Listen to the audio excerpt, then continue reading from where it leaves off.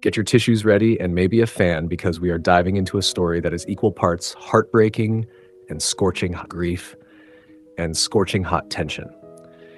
So we start right in the thick of it with Sloane Walton, a feisty purple-loving librarian in the small town of Knockemout, sitting on her porch swing, absolutely frozen inside because her dad, the legendary Simon Walton, has just died of cancer.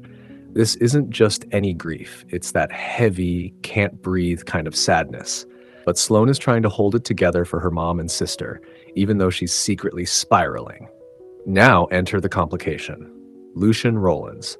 He's the dark, brooding, ridiculously wealthy mogul next door who Sloane has officially hated for decades.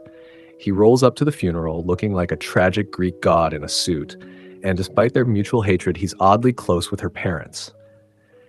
You know it's bad when you're mourning your dad, but your body still lights up like a Christmas tree because your nemesis walks in the room. Lucian practically kidnaps her from the receiving line because she hasn't eaten, forces her into his coat, and, get this, has her favorite breakfast burrito delivered right to the curb. It's aggressive caretaking, and we'd honestly love to see it, even if Sloane is rolling her eyes. Here's where it gets messy. Sloane is having a full-blown midlife crisis triggered by the funeral. She's staring down 40, she's single, and suddenly, holding her cousin's baby makes her ovaries explode. She decides right then and there she wants a family, a husband, the whole white picket fence deal. But Lucian? He is strictly anti-family, claiming he's too broken to ever love anyone, thanks to his abusive monster of a father. We find out that these two actually have a massive, tragic history. Back in the day, they were thick as thieves. Teen Sloane used to sneak into his room to patch him up after his dad beat him. But one night, the abuse got too bad, and Sloane, trying to save him and his mom, called the cops despite promising she wouldn't. Lucian got arrested, missed graduation, and his dad broke Sloane's wrist in the chaos. Lucian pushed her away to protect her, and they've been enemies ever since. It is the classic, I pushed you away for your own good trope, and it hurts so good.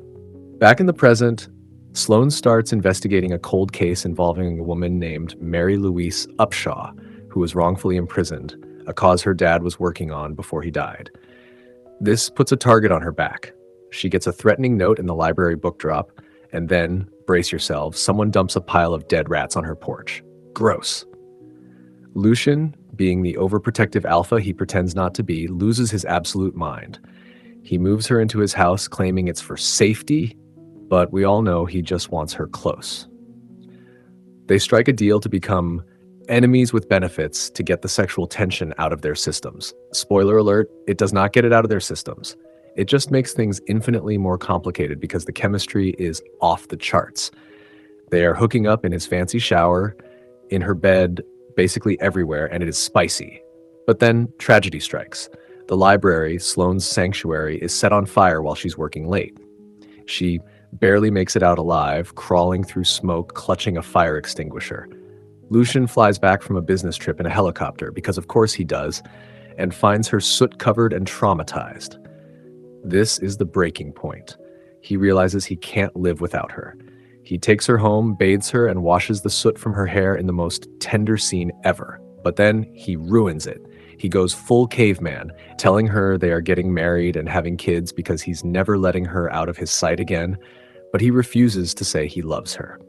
Sloane, being the queen she is, tells him to kick rocks because she wants love, not just possession.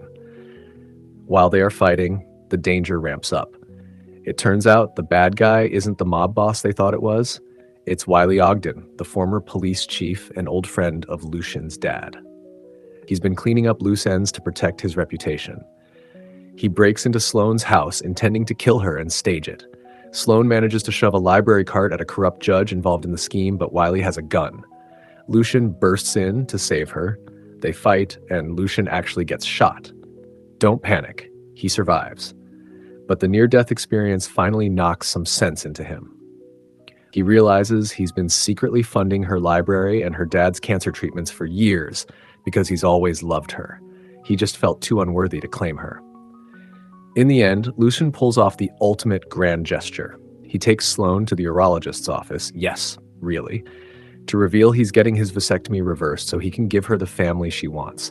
It is unhinged and romantic in the weirdest way. He proposes on her porch, which he has covered in cherry blossoms, her favorite, surrounded by pizza and champagne. They get married on Christmas Eve, and eventually they adopt 2 kids and have 2 of their own, building the big, chaotic family Sloane always dreamed of. It's a wild ride from hate to love, proving that even the most broken people can heal if they just stop being stubborn for 5 minutes. Do you think you could forgive someone who pushed you away for 20 years to protect you, or is that a deal breaker? Let me know in the comments, and don't forget to like and subscribe for more dramatic recaps.